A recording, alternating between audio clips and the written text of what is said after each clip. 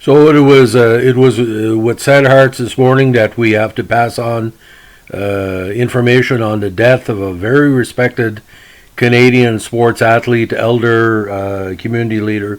Fred Sasakamoose holds a distinct uh, path and recognition in Canadian history because not only was he one of the first Aboriginal people to play in the NHL back in the 1950s Chicago Blackhawks, he was a survivor of the residential school system that spent literally more than a half a century spreading the word on healing and revival from that system, where Aboriginal children were humiliated and put into these federal and provincial run schools to try to teach the Indian out of them, almost like concentration camps for the beautiful Aboriginal young children across Canada. Now, instead of holding spite, he spent, like I said, decades trying to seek out healing and revival and sharing of for this to never happen again, and also to heal the wounds of what it meant to be as part of that system. Now, we all know that the federal government has come up with a compensation system in recent months for survivors of these locations. But in this podcast, we'll talk about Fred's overall impact as a player and as a chief and Aboriginal leader, to kind of give a vision to people about what path can be taken after cruelty and what they call negativity can be a big part of your life and you can still survive. Now, Fred played in the NHL again in the 1954 season with Chicago after being a highly scouted player in his local system. Now, after his playing career, the Sasakamoose became involved in numerous Indigenous affairs and served as chief of his hometown Cree Nation for the period. Atahakakup. I can have a hard time spelling it because I don't speak Cree. I apologize. Now, he was later recognized for his ongoing work, including being named a member of the Order of Canada. Now, Sasakamoose being of Cree descent, many Cree athletes are high level at many levels: lacrosse, football, baseball, hockey, track and field, different sports. Now, he was born in Debeton, Saskatchewan on Christmas Day, 1933, and grew up on his First Nation in Saskatchewan. Now, he eventually learned to play hockey at an Indian residential school in Duck Lake, Saskatchewan. Now, he was one of 11 children, where only 5 survived throughout childhood due to smallpox. Now, in 1944, Sasakamoose joined the Duck Lake ice hockey team. His skills were first recognized by a priest from Montreal, who was the sports director at the residential school he was attending. The priest pushed Sasakamoose to improve his skills, and he went on to develop an extraordinary left-handed shot as a result. Now, Sasakamoose's time at school was very troubled. Numerous incidents occurred against him that violated his spirit, including at the time when he was 9 years of age. He was raped by his fellow students, and he received punishments by school officials. Now, while Sasakamoose became one of the star players on the school's team, he left Duck Lake at the age of 15. And so feared returning to school, he at first didn't believe when a priest had a hockey scout visit his home. Ultimately, Sasakamoose did meet the scout, and at the age of 16 joined the prestigious Moose Jaw Junior Canucks, who played in the Western Canadian Junior Hockey League. After scoring 31 goals during the 54 season, he was named the Loop's most valuable player. During the season, he also made his NHL debut with the Chicago Blackhawks, playing his first game on November 20th, 1953, against Chicago's longtime rivals, the Boston Bruins. Now, Sasakamoose skated in 2 games for Chicago at the time before being sent back to junior, though he was called up again a few months later after Moose Jaw's regular season ended in February of 1954. Now, he played a grand total of 11 games for the Blackhawks that season, recording no points in 6 penalty minutes. The rest of his career was again spent in various minor hockey leagues. Now, from the Blackhawks, he went to the New Westminster Royals and Chicago Saguenay, In the 55 season, New Westminster of the WHL, he had 11 points in 21 games, which Chicoutimi had 8 points in 22 contests, including 4 goals and 3 points in the playoffs. Now, he played in 56 for the Stampeders of Calgary, and 57 to 58 59, he was a star with the Kamloops Chiefs of the OSHL. Best season was 58, with 53 points in 51 games, and 13 points in 15 playoff contests. Now, he also played with North Battlefield Beavers of the SIHA in 61.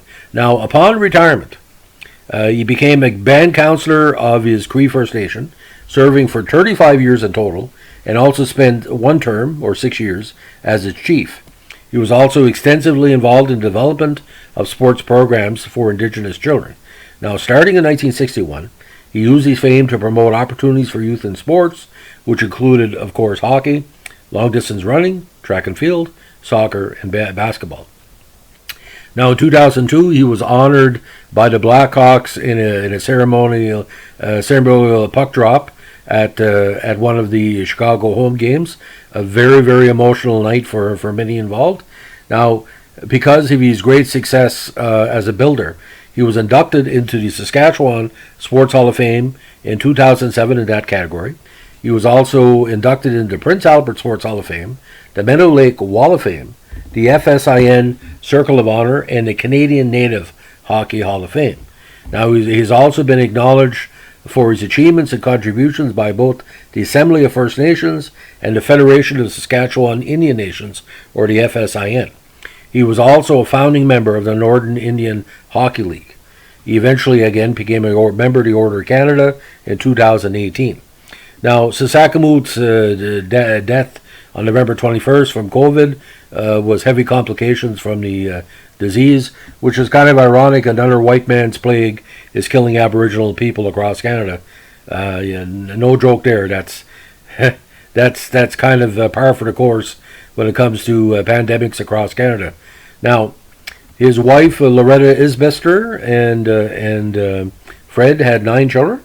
Very important extended family, and various members of the family have gone on to seek out the same path as their mother and father in community development and promotion. Fred has also been recognized at numerous tournaments across Canada for his contributions to hockey, and there's been various invitations in his name throughout the years.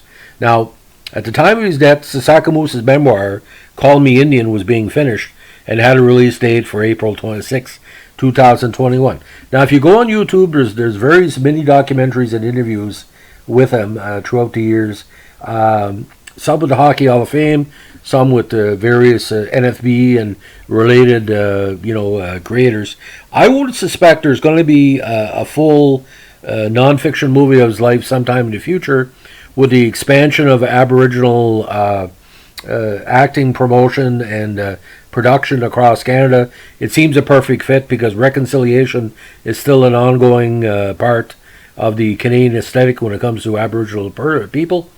See, I'm a big bought descent, might as well say Acadian Métis, and I know that many people, entertainment providers within my culture, have always said that Sasakamoose's life and career needs a visionary creator to put it all into like a 2-hour package. It's quite interesting because he was put on a residential school, but he would not have been